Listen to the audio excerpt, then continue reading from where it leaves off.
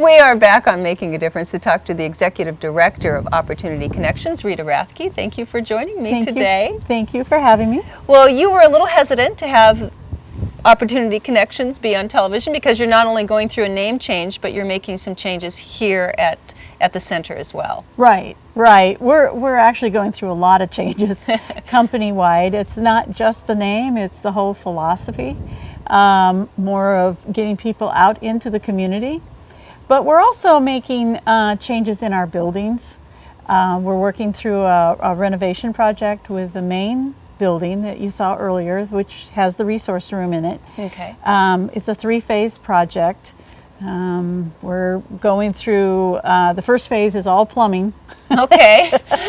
Is that heating, cooling, things like that? Well, no, actually all plumbing. All plumbing, We're okay. working on the restrooms, we're working on a laundry facility, we're working on a changing room with a shower, just a lot of plumbing. And that one is right around $120,000. Wow. Yeah. Things are just outdated here. Yes. Right. Yes. And in fact, our restrooms are so old that they are not wheelchair accessible, and we have people who need to have that wheelchair accessibility.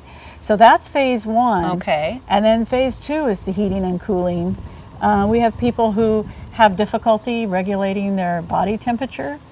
And so we want to make sure we get that cooling in there for the summers when it gets really hot. Right. And then we also are looking at changing the heating from propane over to heat pumps. Okay. And there'll be some other changes, aesthetic changes within that resource room as well. And then the final phase is more of a traffic control for the whole area, the whole venue. And we want to make it so that none of our vans or the trucks that come in here ever have to back up. We want to be able to pull right through and then have a easier area where people can be unload from vans and that sort of thing. Okay. Well, I imagine putting all these programs together is a full-time job for you. And just, do you subsist on grants, or how are you funded here at Opportunity Connections? Well, several different funding sources. All of the renovations and a lot of the maintenance, that sort of thing, are through grants. For instance, this another building that we have, we just got a $40,000 grant about a year and a half ago to re-roof it because we had a lot of leakage in that building, and so we were able to do that. And that was through the Hood River Lions Club. And then, of course, the renovation is going to be through a combination of grants and then also contributions. We've raised around $35,000 just in fundraisers and contributions from the community, and then matched that up with a Collins grant from the Collins Foundation. And right now we have $70,000, and then we're looking at being able to raise more money, another possible grant coming in. But all of that community support tells our grantors that yes, the community is supportive of our mission, and we really appreciate that. All the funding for staffing comes through state rates that we get for providing services to people with disabilities.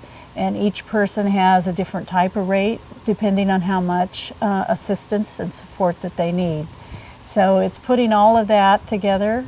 All of our commercial endeavors like the K-pumps, the working janitorial crews at the dam, that sort of thing, all of that is self-sustaining. Okay. So those commercial contracts not only pay for the materials that they use, but also they pay for when we have to pay clients, which we always pay clients for their work. And there's a residential component to this program as well that we're not going to see, but it's alive and thriving where people live. Yes, we have 4 group homes, 2 in the Dalles and 2 in Hood River. And then, and those are 24-hour staff, 24-hour group homes. And then we also have 8 people out in the community that we support in their living situation. So they're like in their apartments or other places, or maybe even living with a parent but need additional support. Well, you must be doing a very good job here because I see a lot of smiles and a lot of compliments from the people that are here. Well, that's nice to hear. Yeah. We really try hard. Yeah. What's the most satisfying to you about this work, Rita? I think it's when we can see a client reaching a goal or being able to relax and express themselves, being able to feel accepted. I think that's a really good feeling, and seeing progress that they make. And sometimes that progress is slow, but it's there, and that's exciting. That's kind of what's happening to you too here. It's Yes. kind of a slow, but you're making some progress forward with renovating the facilities. Yeah. All right. Thank you. I'm really glad that you came out and were able to see that, because I think it's something that as we move forward and become even more a part of the community, it's really important. Well, you're kind of hidden out here with this location. It's a special location, but it's kind of off the beaten path. Right, right. And that's the other thing I'd like to let people know is that this isn't the whole company. You know, the company is really in multiple locations. We work not only at our sites, but work out in the community. Sometimes we meet people at a library and work with them there. Sometimes we'll meet with them at maybe one of the college campuses or in their homes, or take them out to the fitness club or whatever. But they're just different ways of working with people.